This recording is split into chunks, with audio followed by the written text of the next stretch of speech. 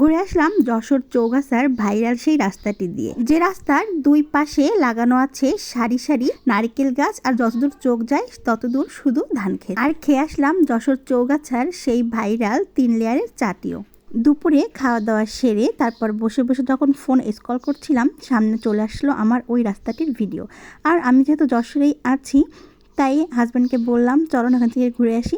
যেই বলা সেই কাজ, উঠেই রেডি হয়ে 3 জন বেরিয়ে পড়লাম। আমি এখন যে ব্রিজটির উপর দিয়ে যাচ্ছি, এটা কপোতাক্ষ নদের উপর দিয়ে তৈরি করা নতুন একটি ব্রিজ। এই ব্রিজটিতেও অনেকে দূর দূর থেকে ঘুরতে আসে। তো আমার উদ্দেশ্য ছিল অন্য একটা জায়গায় যাওয়া, তাই আজকে আর এখানে থামলাম না। তবে সত্যি কথা বলতে এই ব্রিজটির পরে দাঁড়ালেও কিন্তু মনটা একেবারেই ভালো হয়ে যায়, কারণ আশেপাশে প্রাকৃতিক পরিবেশ অসাধারণ একেবারে।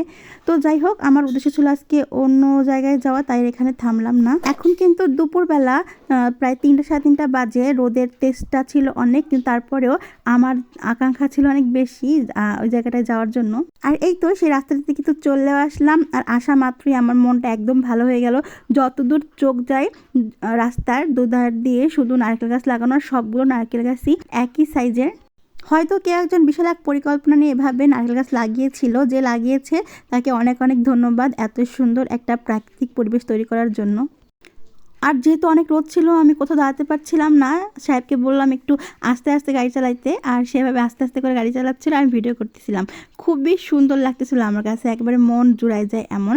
চারিদিকে যতদূর চোখ যায় শুধু মাঠ আর পাকা ধান। সবাই এখন ধান কাটার ব্যস্ততায় আছে।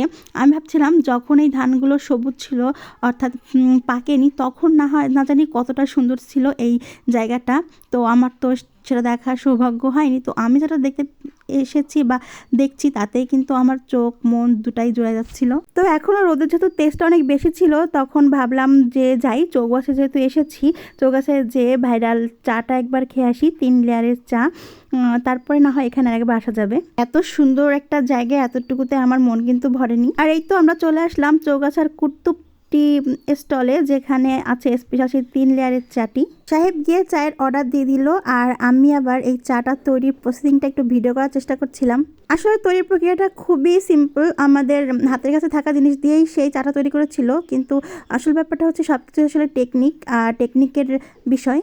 আর এই তো আমাদের চা দিয়ে দিয়েছে, তবে প্রচণ্ড গরম, তাই আমি রেখে দিয়েছি একটু ঠান্ডা হওয়ার জন্য। তো শুধু চা ছিল না, চায়ের সঙ্গে একটু টাও ছিল। এখানকার যে সামোসাগুলো, এগুলো বেশ বড় সাইজের ছিল, তবে একটু ঠান্ডা ছিল বলে খেতে অতটা মজা পাইনি আমি, একটু গরম থাকলে ভালো হতো। তো চাটা খেয়ে নিয়ে কিছু চিপস আর চানাচুর নিয়ে আমরা আবার সেই দিকে রওনা হলাম। এখন বেলাটা খানিকটা পড়ে এসেছে, রোদ কমে গেছে।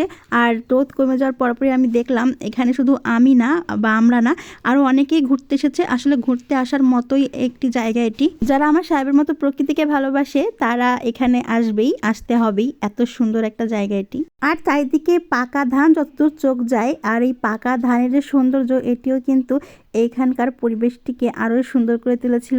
আর এই যে আমার পাকা বুড়ি, ধান থেকে একটা চাল বের করে দেওয়া মাত্র সে তো অবাক। সে আসলে কখনো জানতোই না যে চাল এরকম ধানের ভিতর থাকে, আর সে মজা করে সেই ধান থেকে খুঁটি খুঁটে চাল খাচ্ছে।